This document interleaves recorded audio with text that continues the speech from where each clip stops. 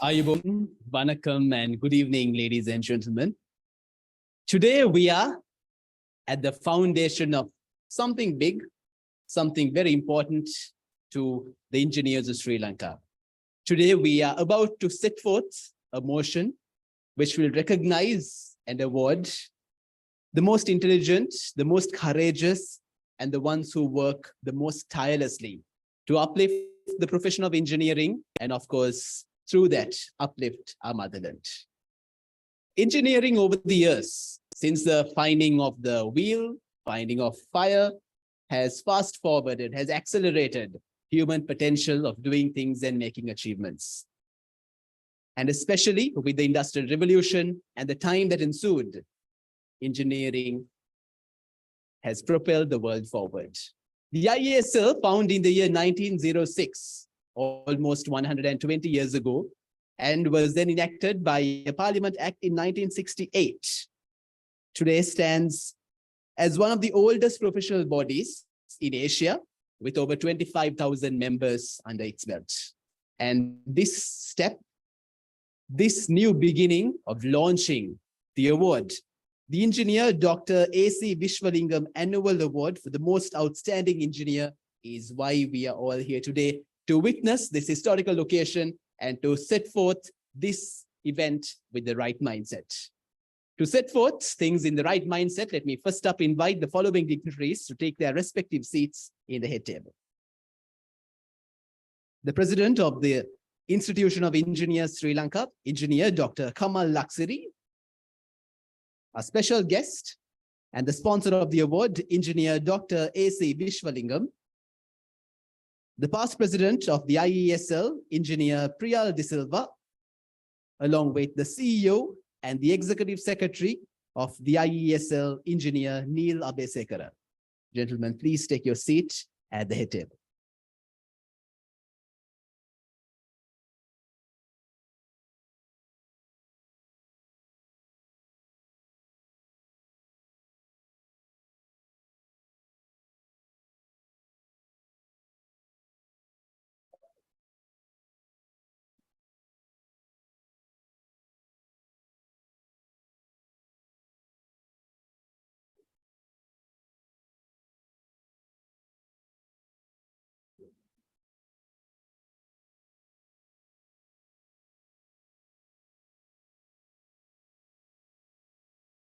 Thank you, gentlemen. So today's evening is all about delving into this award and delving into what engineering can do to propel Sri Lanka forward. But before we dive deep into any of these, first up, let me cordially invite our President, Engineer Dr. Kamal Laksiri, to set the tone and to deliver the welcome address.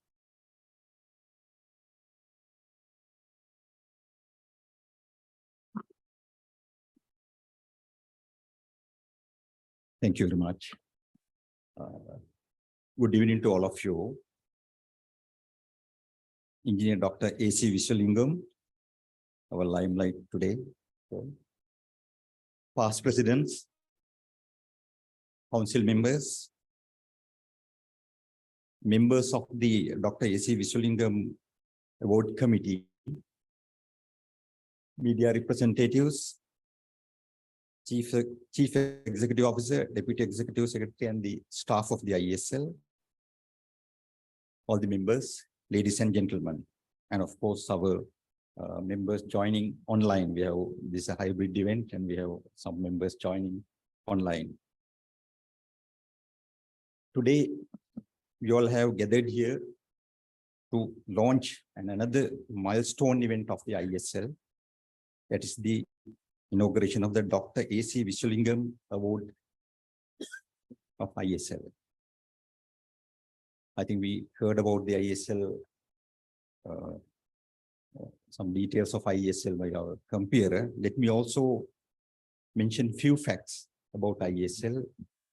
We, IESL, the Institution of Engineers Sri Lanka, as the apex body in engineering in the country, this is the home for more than about 25,000 engineers, mainly in Sri Lanka, and also working, living and working abroad. We have a wide network of local chapters and foreign chapters, linking all our members within the country and also abroad. And also we are the signatory to the international accord, that is Washington Accord. And also we are on the way to become a member of the, to get the status of in the Sydney Accord, signatory status in the Sydney Accord. Our network, our activities are expanding. So recently we signed the agreement of cooperation with the Korean Society of Civil Engineers, landmark event. And also we are planning to establish our overseas chapter in UK, United Kingdom, in next month. We have already done the basic work. So basically we are expanding in our activities and helping our members and the profession in the country. In addition to these tasks, we conduct the professional career development programs, CPD programs. With that, basically we are the lifetime professional partner of the Sri Lankan engineers in the country. So we do not stop there. We have a wide variety of flagship events covering the engineering profession and the engineers. To mention the Techno exhibition, linking the industry and the ISL. And we have other events like National Engineering Conference, helping the country to joining in the country's national development and also in the policy making matters. In addition to that, we have one major event to recognize our own engineers who have rendered a great service to the country. I think you all know the engineering veterans we had in this country, engineering giants like Dr. N.S. Kulasinghe, Engineer D.B. Rampala, Engineer Vimara Surendra, Engineer Professor E.O.E. Pereira, Ray Vijayawardena. There are several more, and we conduct memorial lectures, annual memorial lectures to recognize them and honor them for this great service they have done to the country. But still, there are many other silent heroes in the country who render a great service to the profession and to this country. They need to be recognized. And as ISL, we consider it's our duty to do such recognition. And there are already, we have several award schemes. And today we have a new addition to this list. This is Dr. A.C. Visvalingam Award. It was possible with the generous contribution from the veteran structural engineer, Dr. A.C. Visvalingam. I think is well known to the industry and to the engineering community in the country. So we will hear more about the award today in the program, in the coming program. So basically we identify and award the most outstanding engineer, and it will go on annual basis. And this is the commencing year, launching year. And for that, actually, this proposal came months ago, almost a year ago. And to come to this status, it's a lot of inside work and the secretariat. And we had a special committee chaired by past President Engineer Priyal De Silva, past President Engineer Savindranath Fernando, Engineer Russell De Silva, Engineer Kumara Patrana, Engineer Indika Valpitage. They were the committee behind this when the proposal came from Dr. Visvalingam to make it a reality. They worked hard within the past period. They could finalize it. So today we see the reality that is coming reality. So let me first thank the Dr. A.C. Visvalingam for his generous support. Because of him only we could commence it. And then let me thank the committee for their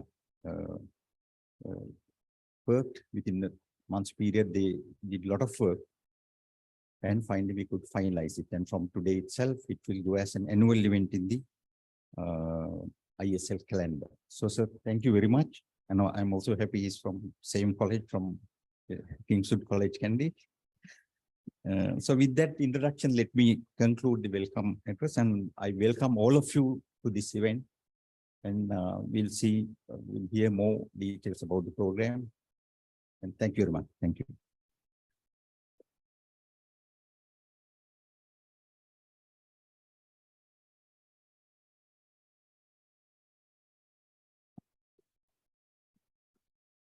Thank you for your warm words of welcome and taking us through the purpose and vision of the engineers or the Institution of Engineers of Sri Lanka. Ladies and gentlemen, that was your President Engineer, Dr. Kamal Laksiri, who has been part of the Ceylon Electricity Board since 1991 and specializes in hydropower and dam engineering projects, including some large projects such as Samanalaweva and Kukuleganga.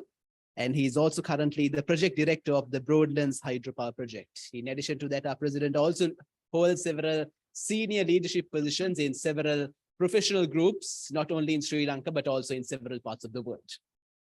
With that, we now move on to introduce to you and to talk to you through what today's award is all about.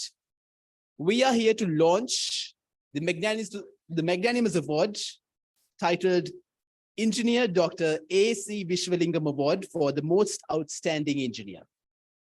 And who better to hear it from the sponsor, Engineer Dr. A.C. Visvalingam himself. Before I invite our guest, our special guest, onto the podium, let me take a few minutes to introduce to you who Engineer Dr. A.C. Visvalingam truly is. As it was mentioned by our president, of course, he is a proud Kingswoodian. And he holds an honorary life membership at the IESL and is considered one of the few eminent Sri Lankan engineers who had made a name for himself, not only locally, but also in international, in the fields of structural and civil engineering. Going through his profile, he has worked in several countries, including the UK, Nigeria, Ghana, until he came back to Sri Lanka to head a team of 14,000 plus as the Deputy General Manager in the River Valleys Development Board as a project under the government of Sri Lanka. In his career across more than 60 years, he has devoted himself in the advancement of the engineering profession and has been an active member of the IESL.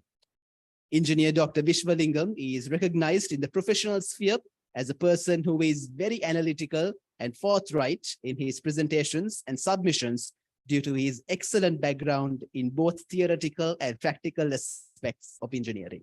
He had fulfilled his task with much courage and commitment and was thus able to take many challenges in his professional life. His professionalism was an icon to many young engineers. And in the recent past, he has advocated good governance with the aim of enhancing societal functionality. You heard it. He is a gentleman who looks at professionalism, who looks at forthrightness, who looks at excellent theoretical and practical capabilities. And of course, on top of all, he looks at good societal governance. And all this, I'm sure, has been culminated into what we call the Engineer Dr. A.C. Visvalingam Award for the Most Outstanding Engineer. Enough said, let me now cordially invite our special guest, the man of the moment, Engineer Dr. A.C. Visvalingam, to address the gathering.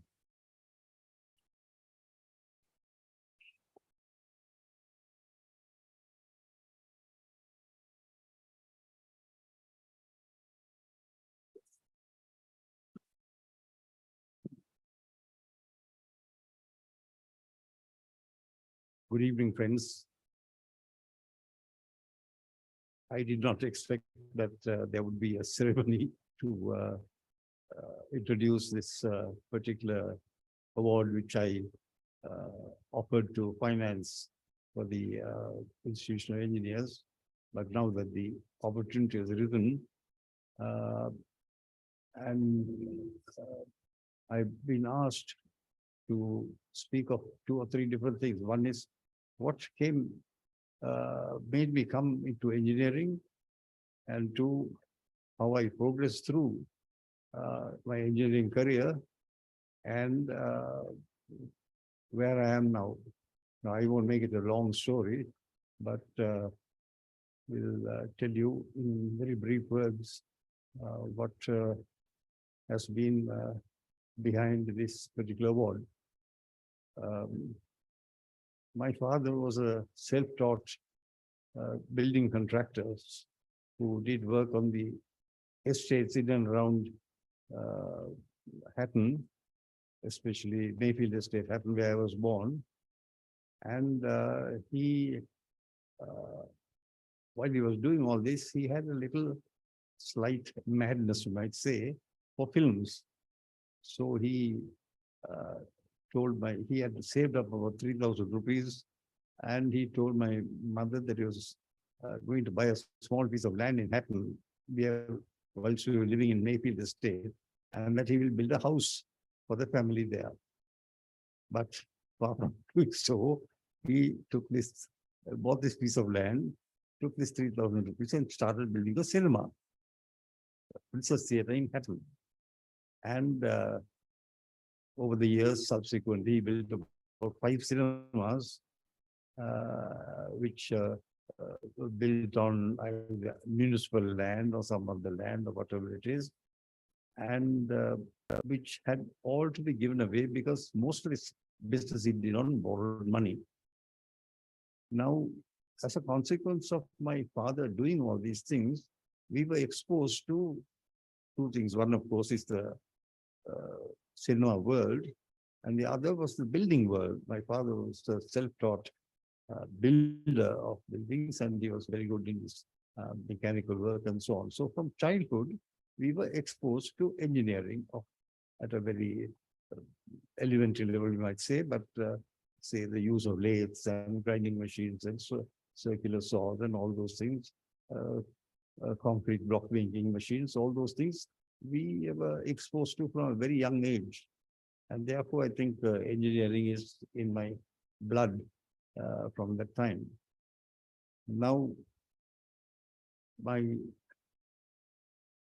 father built these cinemas not on his land, but the one at Kandy, for example, was built on municipal land. He built 2 cinemas there on municipal land, and both had to be given away. And he built a cinema at Norton Bridge when they were building the hydroelectric scheme. When the hydroelectric scheme was over, that had to be sold and just turned into a school. Like that, he went through a lot of difficulties.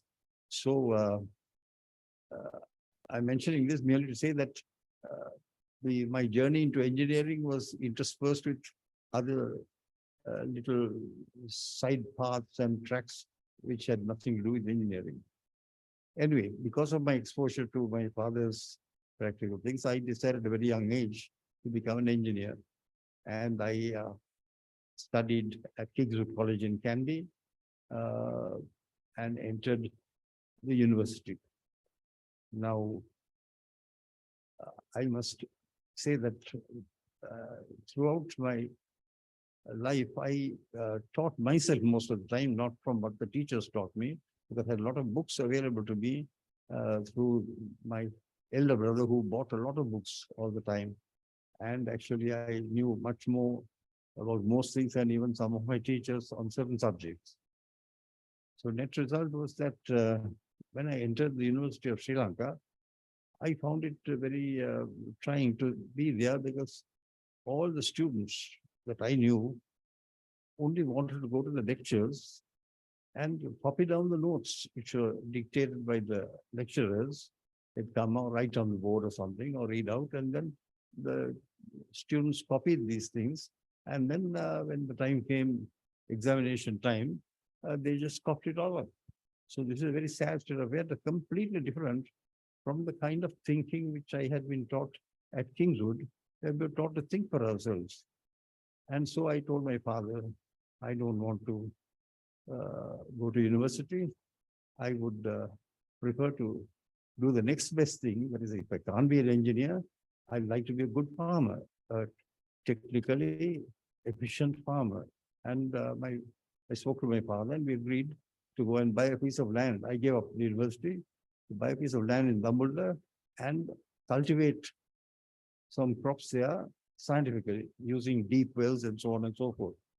I'm telling you all this because it's relevant to my life story. So net result was that we began to do all that. And at the time, the Japanese government offered a scholarship to go and study agricultural engineering in Japan. So then I told my father it's available. He said, then go to Japan. So he went to Japan and studied Japanese and also entered the Tokyo University in the third year. They allowed me to enter the third year of Tokyo University in the agricultural engineering department. And I started working there. But again, my studies were disrupted by, of all people, Dr. Ray Vijayawardena. Now, Dr. Ray Vijayawardena turned up in Japan during my summer holidays. And he couldn't speak Japanese, of course.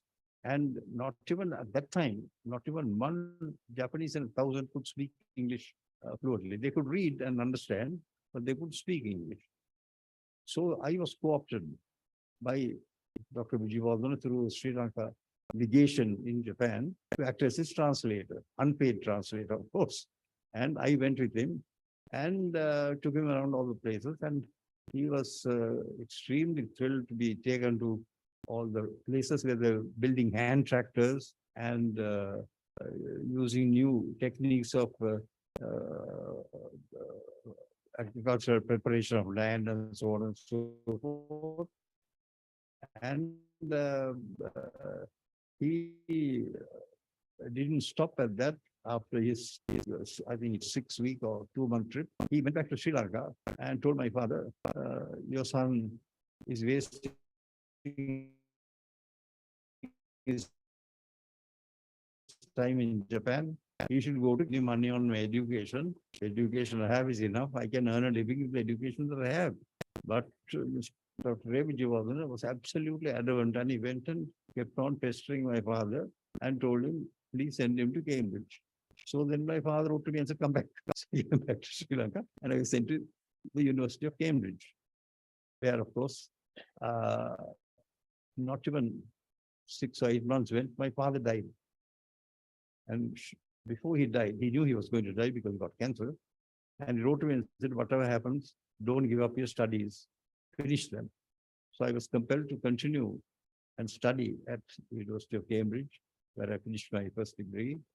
And at that time, the first opening that I had in England, because there's not much engineering in agriculture, even in England at the time, was in structures. So I was given employment by a firm there, which was doing multi-story buildings. And as it turned out,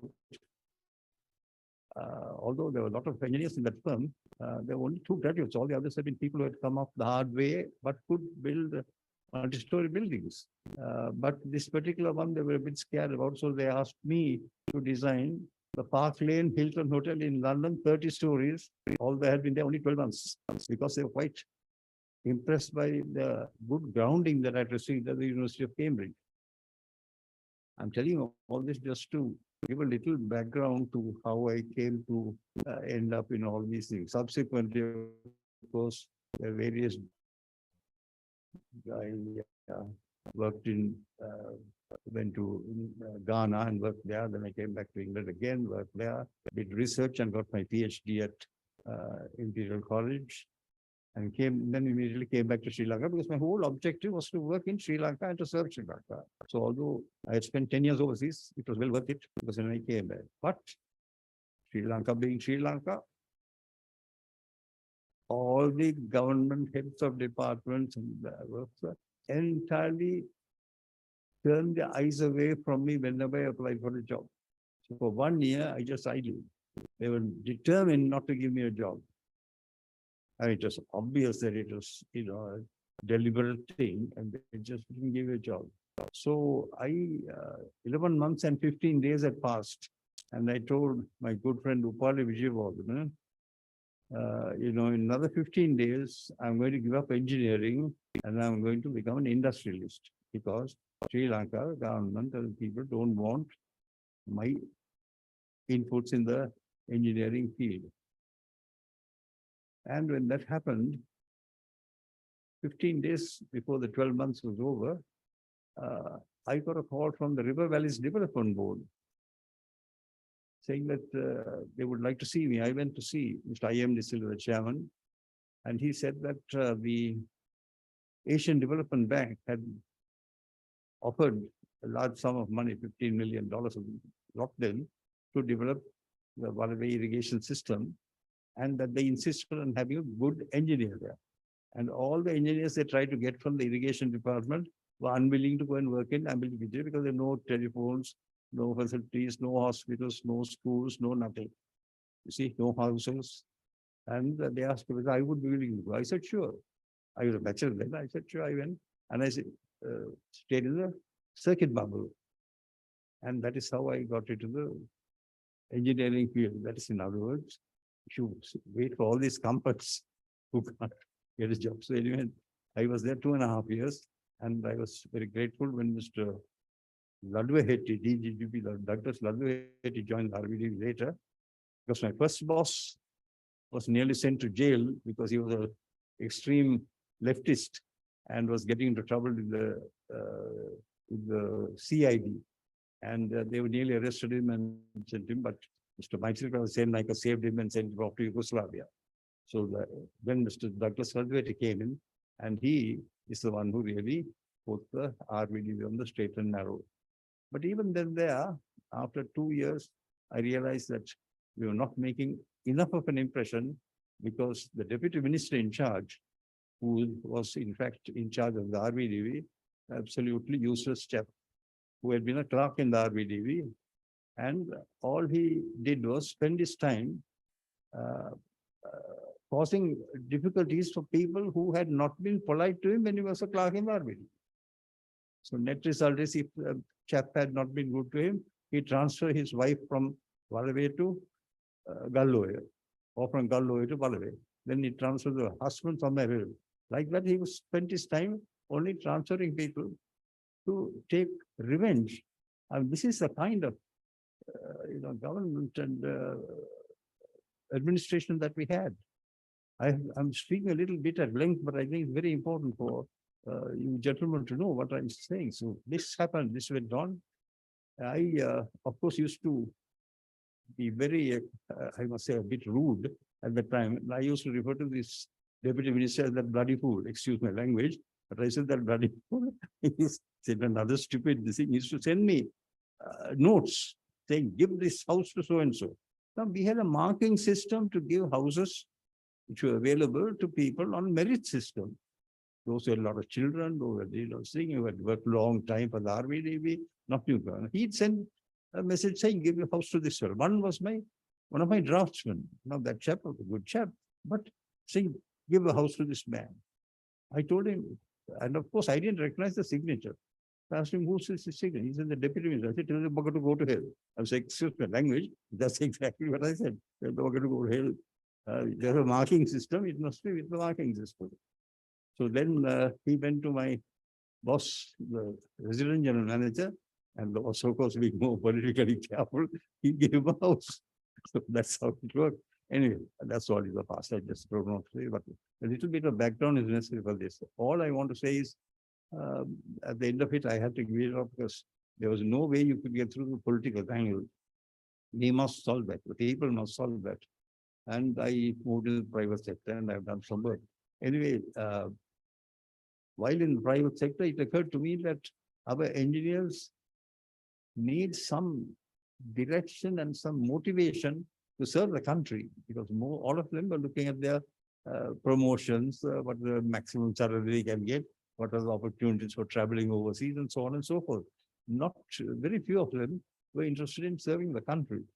So I had, of course, the exact opposite. I always thought of the country first. I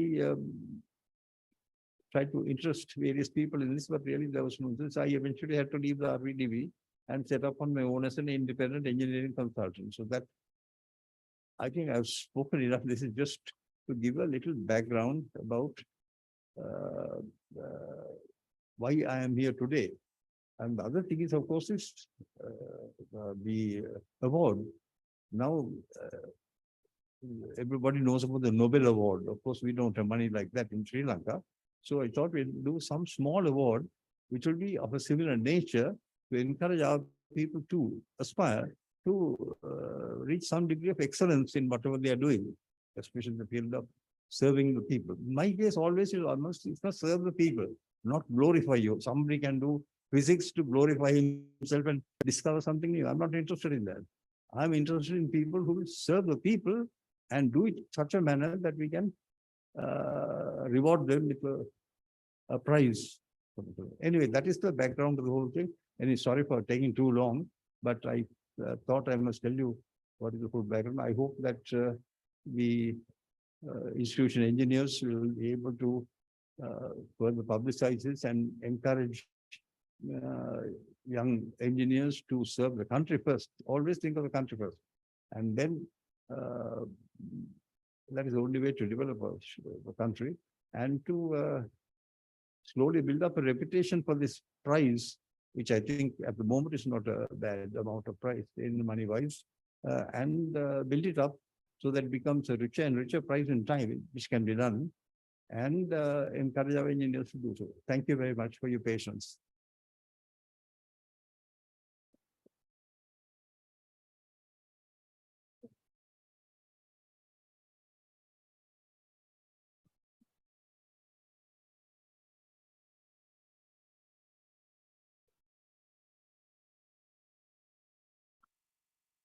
Thank you very much to our special guest engineer, Dr. A.C. Visvalingam. Dr. Visvalingam several times mentioned, okay, I'm taking your time for telling you my story and whatnot. I was there sitting and thinking, look, it was mentioned, the Nobel Prize was mentioned. If someone asks you who Alfred Nobel is, everyone would know. And just like that, when we launched the Dr. A.C. Visvalingam Annual Award, one should know, especially all of us gathered here today, all of us watching online should know who engineer Dr. A.C. Visvalingam is and what an inspirational story it was. Starting way back in the colonial era, all the way across nearly 9 decades now. In fact, our special guest will be celebrating his birthday exactly in 7 days' time. We should reminisce the story, we should celebrate this story.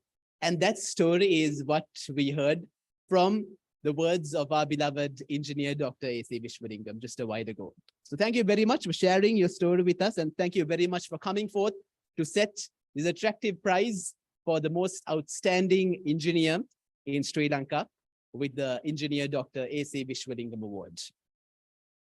Now we've heard the context, we've heard the purpose, and we've heard the one true message of don't run behind success, be professional and do the right thing, serve your country, and then success will follow you. I think for all of you who are budding engineers looking forward to winning this award, that would be the one true message. Now going into the mechanics, going to the specifics of this award, we have yet another eminent individual, a past president of the Institution of Engineers of Sri Lanka, who would take us through what this award is all about. Engineer Priyal De Silva, who has spent most of his time, nearly 31 years, with Sri Lanka Railways, and who has also been the general manager of Railways during the past 4 years, will take us through what the award is all about. In fact, Engineer Priyal De Silva is most known for returning the coastal railways of Sri Lanka after it has been hampered by the tsunami in 2004. Within under 2 months, in exactly 57 days, the team led by Engineer Priyal De Silva was able to return and restore and set back to public use the coastal railways. Of course, please, we should applaud as we invite him onto the podium. Ladies and gentlemen, please give it up to Engineer Priyal De Silva to take us through the evaluation criteria and the guidelines for this special award, the Engineer Dr. A.C. Visvalingam Annual Award for the most outstanding engineer.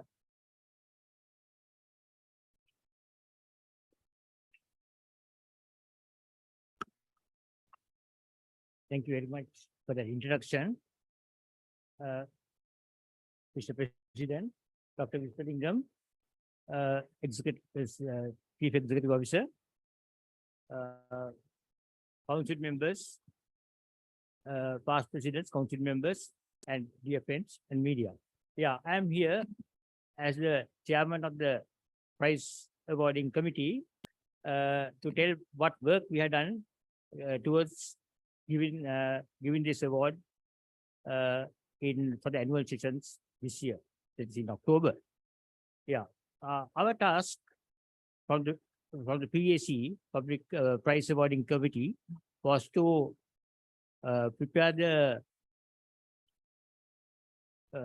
the mandatory requirement to apply for this prize, for this award, and also the guidelines, providing the guidelines, and formulating the application, and also the requirement of awareness and publicity. And then we had to think about the main thing, the criteria of evaluation and the marking system. Now, coming to the first one, mandatory requirements, of course, we have put in here that all those who apply for this award shall be Sri Lankan citizens, or at least they should have been Sri Lankan citizens for at least 10 years before they apply for this award. And they should be of age between 40 and 70 years, and shall be practicing engineers with at least 15 years of experience, either in public sector, private sector, or can be entrepreneur even. And out of the 15 years, minimum 5 years after obtaining the corporate membership. So those are the basic requirements. Then the guidelines, of course, we have specified that they should provide us with the full curriculum vitae, and also they should have sponsorships from 4 corporate members, out of which those people should be senior to the either peers or senior to the applicant. Out of the 4 corporate members, 3 should be fellows of the Institution of Engineers Sri Lanka, and the other could be a member. Yeah. So those are the general guidelines. Then, of course, with regard to the public of the application form, we have called for all their personal particulars, like the name, address, email, as well as the university attended at the first degree, and so forth, so forth. So we will have all those things, and that will be easy for us to evaluate with that, also with their experience. Then with regard to the awareness and publicity, we have gone around 2 or 3 rounds of publicity now, especially with advertising in the weekend newspapers, and sending emails to our members, and also SMSs. And today we are having this launch ceremony that is also publicity drive. And there are so many, I think, engineers are coming online today, even though they are not here. So that's a very good sign. And of course, now the main thing is the criteria. So criteria, with regard to the criteria, we have actually focused ourselves mainly on the technical competency of the applicant, and then the innovative and creative drive of the applicant, resourcefulness, leadership and management, and also the prevention of bribery and corruption, which is one of the most important things in today's context, and also health and safety, then sustainability with regard to especially technology, finance, and environment. Now, these are some of the hallmarks that our past greats exhibited and practiced during their career. So, in fact, I would like to say who were those past greats. I think some names were mentioned already by our president earlier. Of course, as they were, some of them were engineer D.J. Vimaleswarendra, founder of hydroelectricity. Then engineer B.D. Rampala, who modernized the Sri Lanka railways, and engineer Dr. A.N. Kulsi, building industry. He implanted many of his creative ideas into the building sector. Then we had engineer Ray Vijayawardena, who was the founder of the Landmaster tractor, which was a really good asset for the agricultural industry. And also his one-man helicopter, which is called the gyrocopter. Then we had, from the irrigation side, we had engineer Silva Gunasekara, who made a lot of reservoirs as well as canal systems in Sri Lanka. Then also Mr. Engineer Manamperi, who did all the planning for the Mahavedi works. Then we had Mr. Chandrasena in the business section, and we had an entrepreneur engineer U.N. Gunasekara. So those were some of the key great people from the professional side. Then in the academic side, we had Professor Yoi Pereira, who was instrumental in putting up the engineering faculty at Peradeniya, along with Ivor Jennings, Dr. Ivor Jennings. Then we had Professor Arish Paul, who was a great electrical engineer. He was called father of electricity.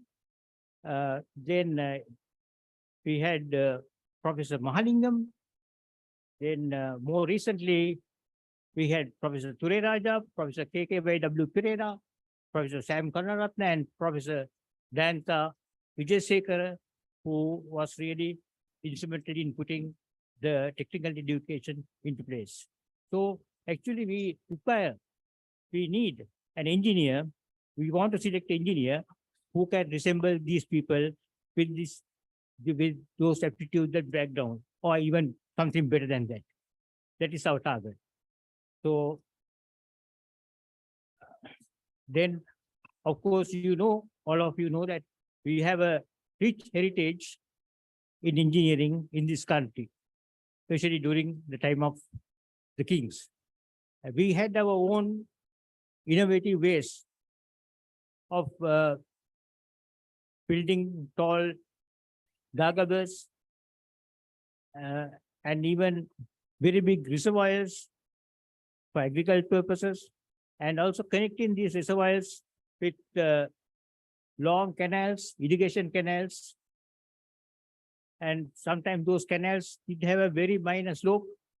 So those were some engineering feats which we had those days. Even we are one of the first nations to take to the sky through the Danumunara. Now, we had engineering in our blood, but unfortunately, this didn't get passed from generation to generation. I don't know why it didn't happen, or sometimes it would have been debarred from passing it from generation to generation by the foreigners who had invaded Sri Lanka at that time. So it is our fervent hope is that with this prize, with this award, that someday or the other, our present generation will be able to get new technology or innovative ideas and creative ideas, and sort of have a system which is more appropriate, the technology is more appropriate to our country's development. So I must say this is a very important occasion, as well as this very important award that Dr. Visvalingam presented us. And also we can take it as a signature award of the ISL. And with this award, and definitely there are very many engineers who will strive to win this award. So with that, I believe, I'm expecting that the professionalism will enhance among engineers by way of, technical competency, the creativity, innovativeness, then the resourcefulness, then with the managerial policies, good managerial policies to prevent bribery and corruption, and also the sustainability. So with that, there's going to be a win-win situation for both the engineers and the public, general public, and for the country also. So because of that reason, I request the media. It is very important that we give sufficient publicity for this event, as well as the events to come with regard to this award, and see that many engineers as well as the public is also informed of this award, and they'll be looking out for the award. So anyway, thank you very much for your time when being present here today. And also I thank the Secretariat for organizing this event, and also my friend engineer Shaminath Fernando for going around and then making final arrangements to make this event a successful event. Thank you very much.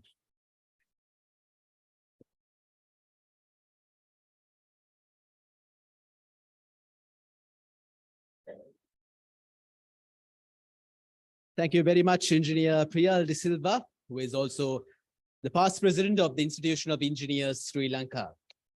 Ladies and gentlemen, it is said that the historic intelligence of the Sri Lankan kind started deteriorating in the early 13th century with the fall of the Polonnaruwa kingdom, with the invasion of Kalingamaga. So as it was outlined by Engineer Priyal De Silva, this exercise, this endeavor is to guide Sri Lanka and to re-innovate, to rethink, and to achieve the ancient greatness that we so much boast about. Now it is time to any of you in the audience, including our colleagues from the media, to have any clarifications put forward to ensure that we get the right message and put it out at the right time to benefit all Sri Lankans. Not only the 25,000 registered engineers, the registered members of IESL, but any Sri Lankan, any budding engineer, even a schoolboy who would look forward and set his or her eye on winning this most coveted award. Please raise your hand if you have any questions, and I'm sure the esteemed panel that we have today on stage will provide you with a suitable answer for any questions that you may have. The floor is now open for questions.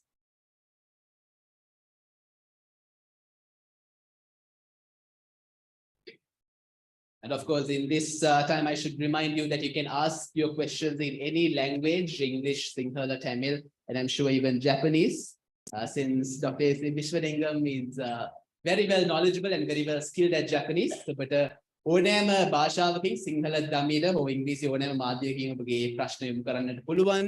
உங்களுக்கு வேண்டிய மொழியில் உங்களுடைய கேள்விகளை, உங்களுடைய வினாக்களை முன்படுத்தலாம். Please feel free to ask any question, because the purpose of this session is for you to take home the right message from today's gathering.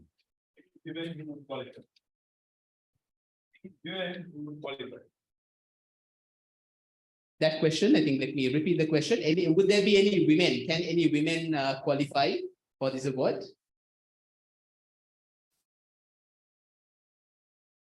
Yes, actually, in the Institute of Engineers Sri Lanka, we have women members. Actually, there have been two past presidents who are women, who have been women during the last maybe about 20-25 years. So if I'm not mistaken, out of 25,000, out of about 7,000 corporate members, there's close upon, I think, 1,500 to 2,000 women. So all can, they also are qualified to apply for this award, yes. I think one more question. You need to apply, sorry. Do you need to apply for the award, or is it that it can be awarded on merit? You know, it's very difficult to sort of single out various people without knowing the background. You know, we have to first of all find out what work they have done, what is their experience, and so forth. So because of that reason, they had to apply for the award. There's a separate application form where they had to fill up and send along with various other things. As I mentioned, there are certain minimum qualifications, mandatory qualifications they must have. So they had to initially apply for the award. Yes, they can, well, it's like they can be nominated by some other party. But they must give the consent for nomination, right? Once a consent is given, they can be nominated by some other party, but all the other particulars like their certificates and experience should conform to our requirements.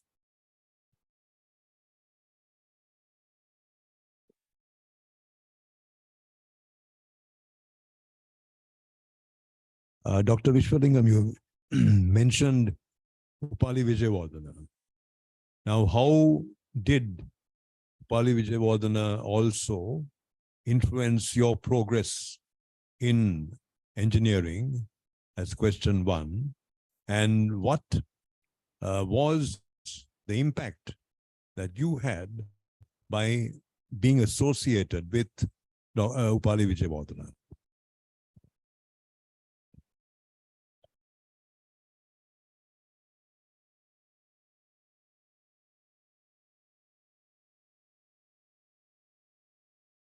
Vijayawardena, his cousin Ranjit Vijayawardena, and I entered the University of Cambridge at the same time.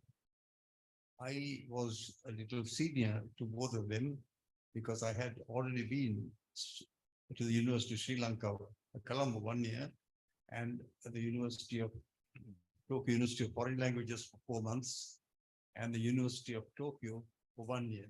So I was considerably senior to them. And I think I was a little, this little that they could do to influence me because I was rather older. I cannot say that I influenced them either. Upali had a mind of his own. He knew exactly where he wanted to go. Above all, he wanted to excel in those things which his uncle, Senator Vijay Singh, had achieved in his life. And he had a very clear mind that he wanted to be an entrepreneur. He just joined Lever Brothers after he came back, and because he had he wrote a paper for Lever Brothers, which his superior officer had questioned about something. While just thrown the paper and even left Lever Brothers at that time, because that foreigner he was a foreigner. I wanted to show his superiority to Upali. And then Upali set up on his own. He was started by making sweets, Delta sweets.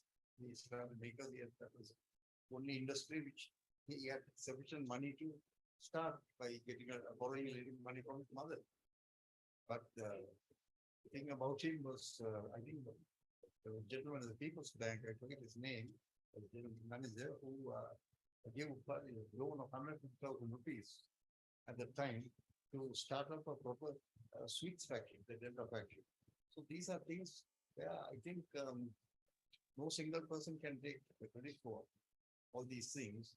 And Upali, I cannot say influenced me because I was older than he was, but he was a very bright, very sharp character. And also he knew where he wanted to go.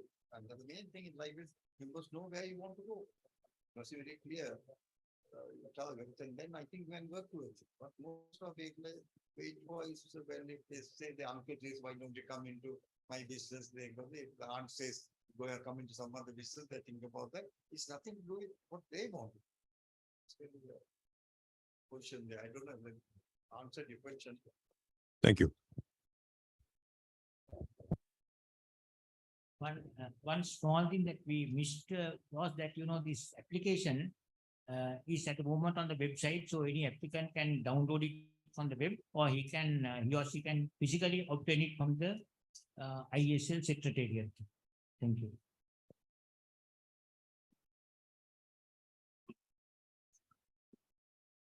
The floor is still open for more questions.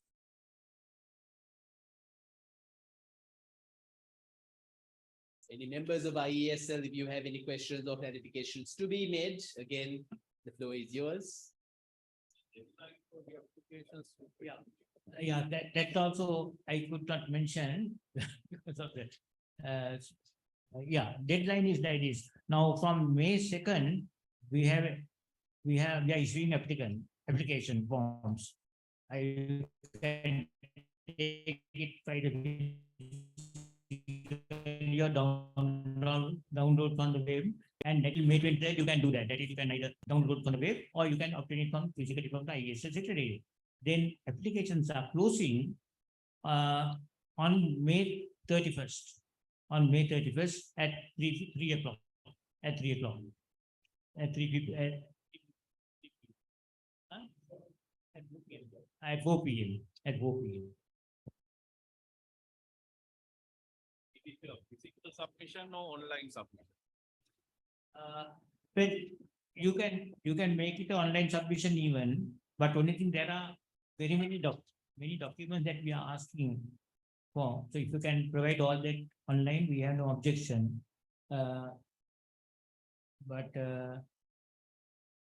Yeah, so you can do both things. There's no issue. So I think just to summarize this, annually, we'll have roughly a 1 month period of application. So the inaugural award in 2023, the applications are already out, which was released on the 2nd of May, and the applications will be available until the 23rd of May. And the application deadline for you to submit your applications would be 4 p.m. on the 31st of May, 2023. And then if I remember from your speech, the award will be bestowed in October 2023. First day of the annual sessions, that's the inaugural sessions in October 2023. That's the first award. All right. Would we have any further clarification, any further doubts that we'd want to clear out?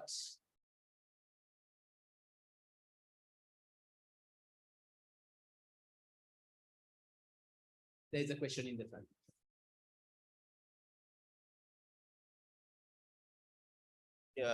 Nominated by somebody, or he himself can even apply?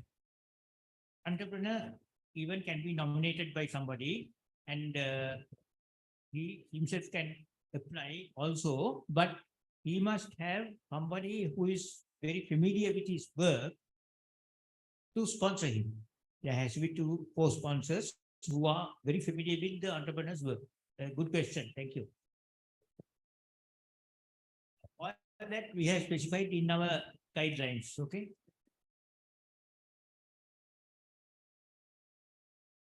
So I think upon the knowledge that was shared right now, the application is already available. You may go through the application, and I'm sure we have an extended fellowship after the event. You can raise any more questions, any more clarifications with any of the members from the panel during the fellowship as well. One final check to see if we have any further question. Can you read the award, right? So that what would be the award, right? So you can read those things. Right? Yes.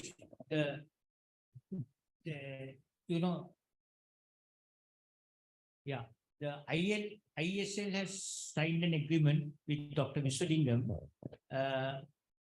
for the award, and Dr. Visvalingam has presented rupees 25 million to the IESL.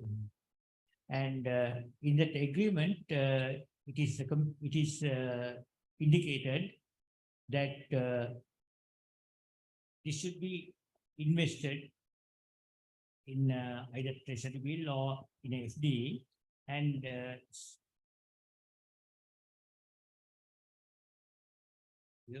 so then out of it, the 70% of the interest that is accrued from this investment is given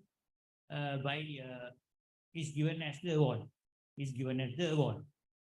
So only thing that will be final decision of that will be taken by the Council of ISL.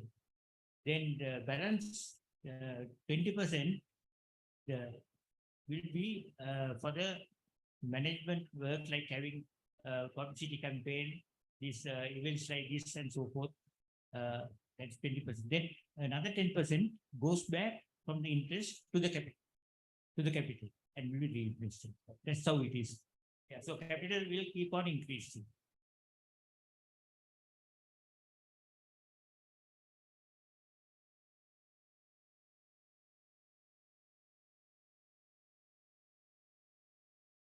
Is this the first time that the award is being made? Yes, this is the first time the award is being made. Now, actually, this award was made to the ISL last November, December. So after that, we have been working on how this award should be presented with the guidelines and the mandatory requirements and criteria and so forth. So the first award will be physically made at the annual sessions. Every year, Institute of Engineers is having the annual sessions in October. So that particular inaugural session of the annual session, this award will be made.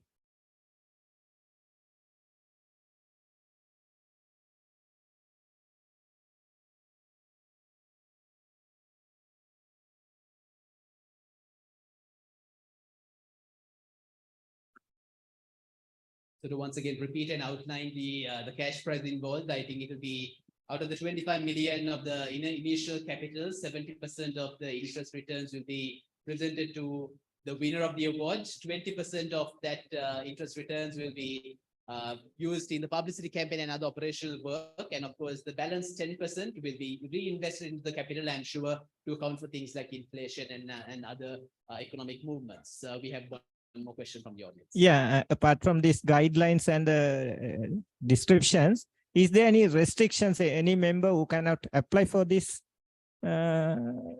award?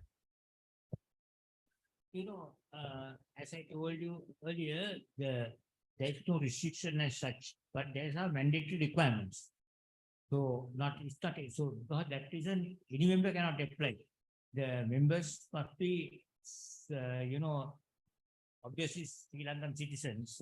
Then they must have at least 15 years of service, and they must be practicing engineers in public sector or private sector, or must be entrepreneur. Even the academics can apply. Sorry, I could not tell earlier. Even the academics, the university academics can apply, provided they are, out of their experience, at least 50% of the time they have been doing professional practice, and that 50% should be at least 15 years. Right. So 15 years. So that is how it is. Well, even the retired people can apply. The retired people also, they had just prior to retirement, they should be having 15 years of experience in any of those things, either in the university academic, as an academic, or even public sector or private sector, or whatever it is, or as an entrepreneur.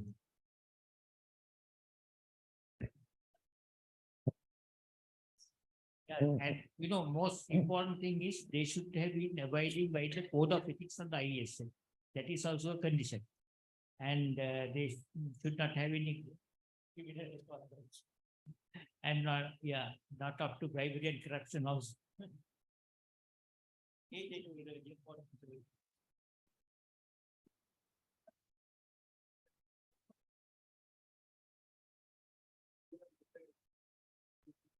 Application, he should be 5 years after corporate membership. Yeah, it means actually at the time of application also he must be in a corporate member. Okay, active member. Yeah, active member. He should be And, active member at the time of submission of the And application. his practice of 15 years, Yeah. 15 years Yeah. should be continuous. Continuously, Not, exactly. you know, Yeah. Here and there, continuous. It was announced that mistakenly that some students also, school students, so it should be open only for our members. I mentioned the school students who are currently in school could in the long term to win this award and prepare themselves. Yes.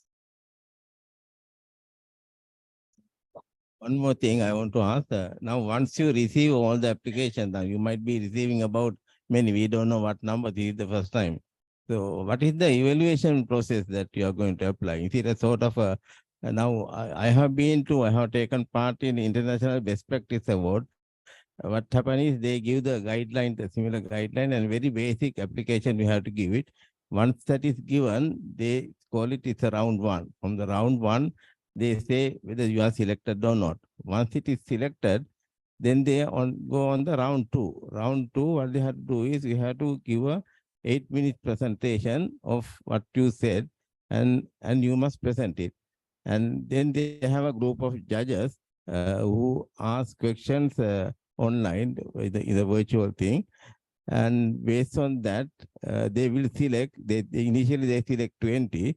Out of that, they select 10. From the 10, they come to the final one. So that's the type that I have been observing. So I like to know what is the evaluation process in this system. Yeah. The evaluation process that we have outlined is this, that,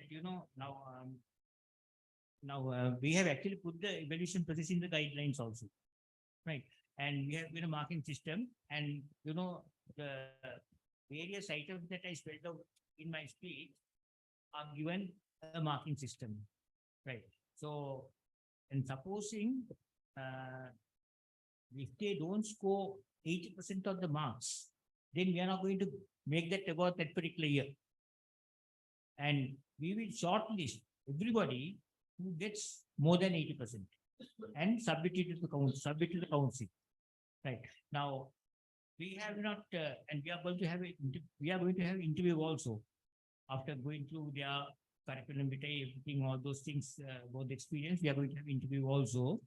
Now, we are given some marks for interview also, how they sort of demonstrate, how confident they are, and so forth.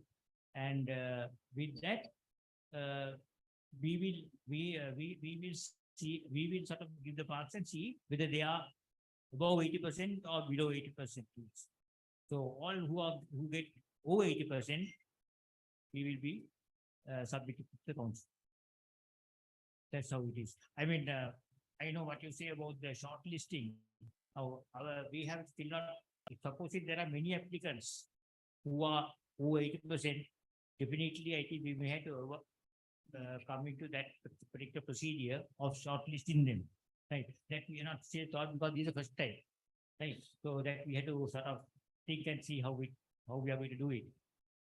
The one more thing, that I with my experience, what I noted was, now when we were young, we used to benchmark a engineer, who was doing good, who is doing well. Now, for instance, I was able to benchmark my own father, right, who was also engineer. But there are others who could benchmark irrigation engineers like Silva Gunasekar and various Manampedi and so forth. Now, that kind of thing is not happening.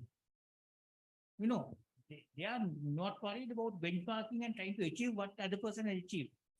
This is the one problem.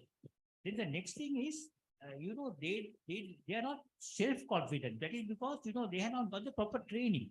They don't go to the bottom level. Now, Mr. Rampala went down into the locomotives, engines, where they were repairing, and he was very confident, and he was able to tell when an engine installed somewhere in Pulgam, he used to call the driver and say, look here, go to the engine cab and see whether this is working, or whether this is not working, what is wrong, then let me know. So that's how we are doing. That is because you are very confident. And another thing is the willpower is not there. That no, we are somehow going to do this. Those are the drawbacks in today's engineers. I hope with this award, those things will improve. That is the main thing in the world, Thank you.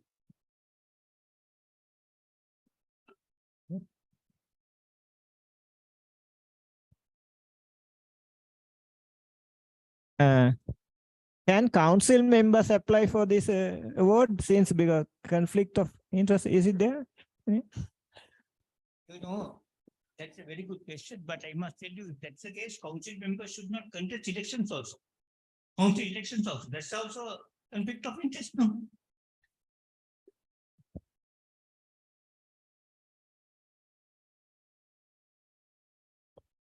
Seeing that we have no further questions, I think we can wrap this segment of Q&A for now, of course, because I'm sure there'll be more discussions and more thought given on this as we go along the evening during the fellowship and even beyond, because we have the application deadline until the 31st of May. And I'm sure IESL will be receiving questions and clarifications from all over the country until then, especially with the boosts that we'll be receiving from our colleagues in the media and from all 25,000 plus members of IESL from today's launch. With that, ladies and gentlemen, to nicely summarize things that we discussed and to give you some more context into the award that we just launched, please direct your attention towards the screen. We have a video presentation to officially launch the award.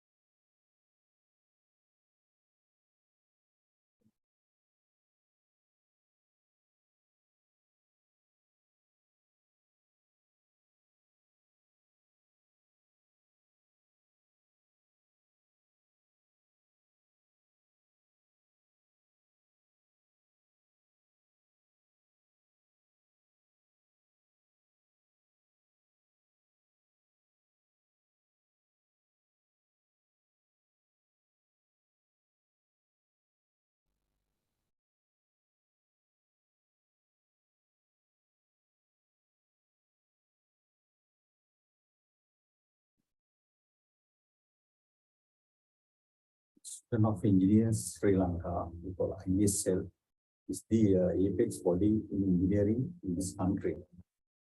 We, IESL, we represent about 20,000 engineers, mostly work in Sri Lanka, some abroad. So we are the main responsible body for the engineers and whose they are career development and will be all looked after by the IESL. In addition to the above tasks, we also greatly involved in national development of the country. Because with our membership, we have a large resource of engineers of different from different disciplines with high caliber engineers. So they are able to provide the services country need at any moment. In addition to the above, we also conduct various awarding schemes to recognize outstanding engineers in the country. We have the National Engineering Excellence Award conducted annually. So our latest addition to this list is the Dr. Visvalingam Award. Very soon we are going to start.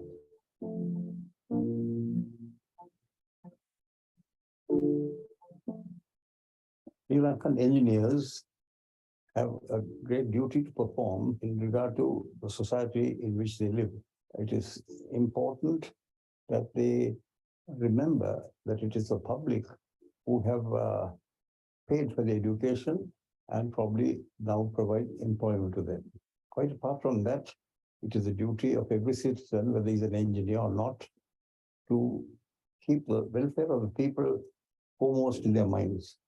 Otherwise, this country is never going to progress. So at all times, you must think first of yourself. No, you must think of the country first. And then you think of yourself.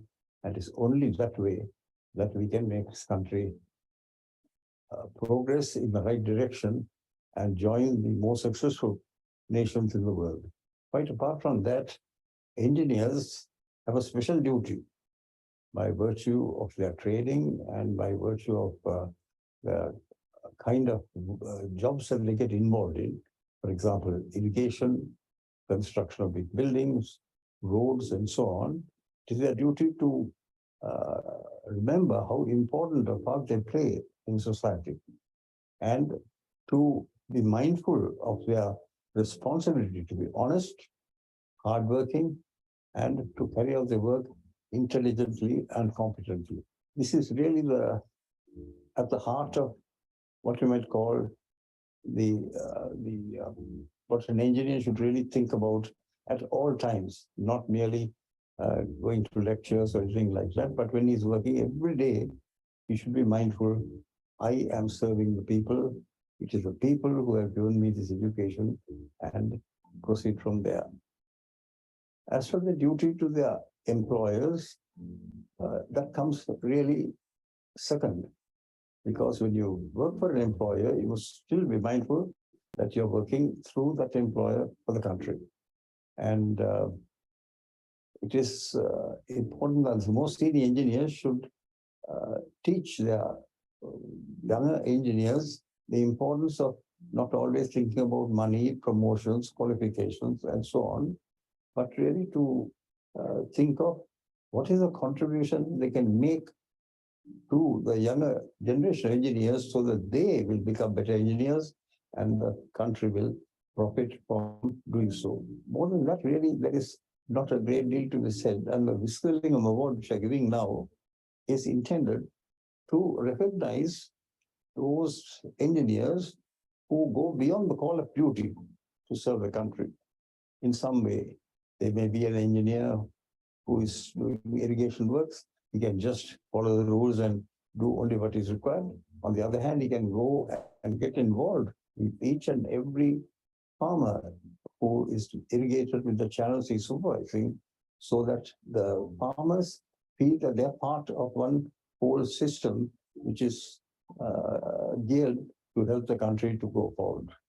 Really, that is the message. There is nothing more. So, Visvalingam Award will find people through whatever means that the institution decide to do, who have contributed in this way to the national conscience, to make engineers do a little more than they are merely getting employed in an engineering job.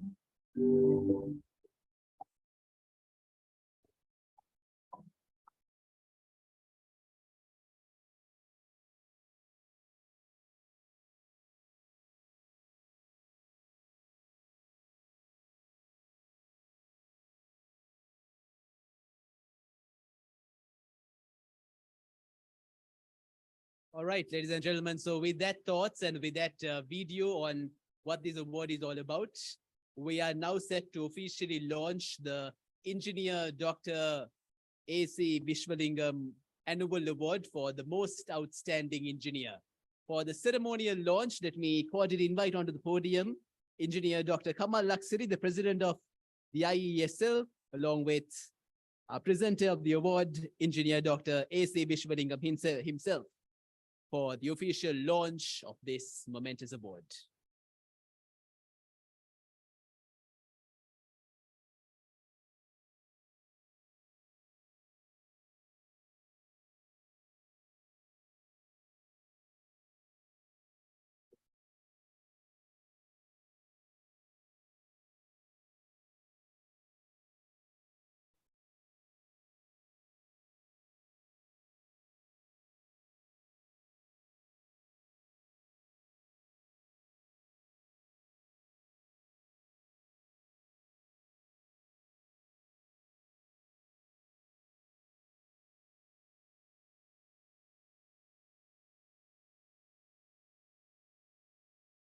Thank you very much, gentlemen. And I'm sure with this launch, this award will go forth as a beacon of hope and a beacon of recognition for all Sri Lankans to achieve the greatest potential in the profession of engineering.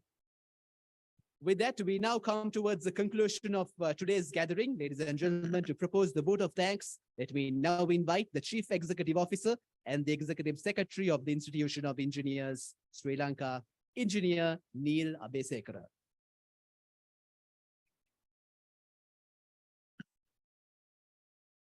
Good evening, dear Dr. Kamal Laksiri, the President of the ISL, Professor Ranjit Disanayaka, President-elect, Engineer Dr. A.C. Visvalingam, past presidents, council members, members of the institution, ISL secretary, staff members, media representatives, ladies and gentlemen.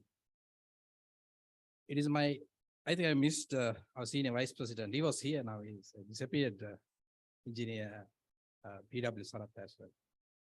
It is my privilege and honor as the chief executive officer and executive secretary of the IESL to deliver the vote of thanks at this most momentous occasion.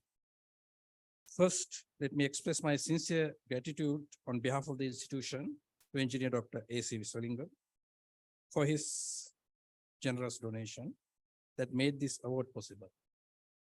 We would not have gathered here if not for his contribution. Thank you very much for joining us today and making an eye-opening statement about engineering in the country. President and the council members, thank you very much for your presence, directions, and initiativeness despite your busy schedules amidst the long weekend. Past presidents, you are one of the main pillars of this institution.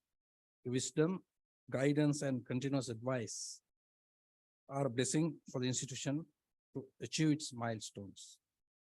The institution highly appreciates all of your assistance and thank you for gracing this occasion.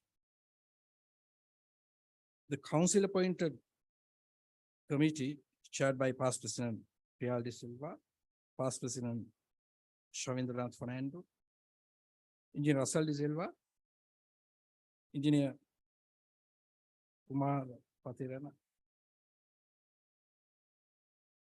Engineer Kumar Patirana, Engineer Indika Valpitage, and other senior members.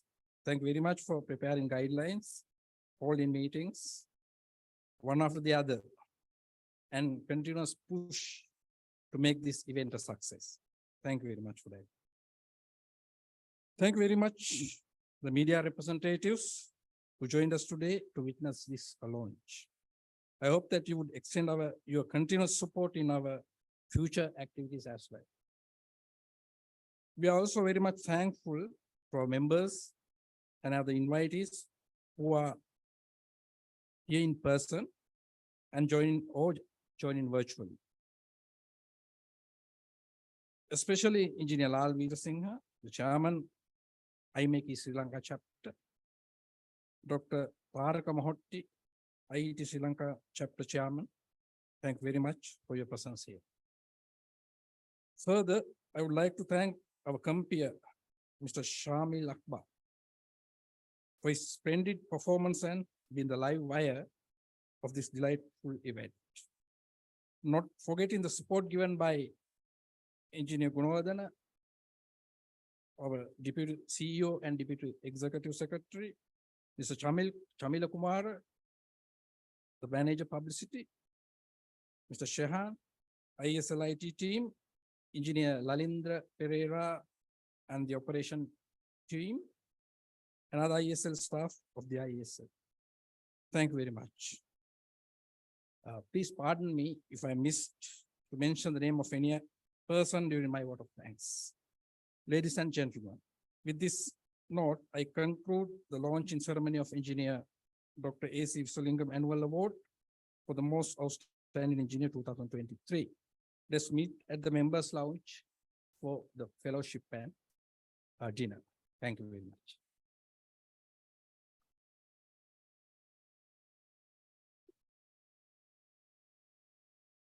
At the end of the vote of thanks, often everyone is thanked, but there is no one to thank the person who proposed the vote of thanks.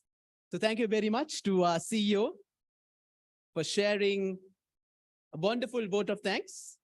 Ladies and gentlemen, that was Engineer Neil Abesekara, the CEO and Executive Secretary of IESL, who has pursued and pushed forth all the events and all the activities of IESL during his tenure.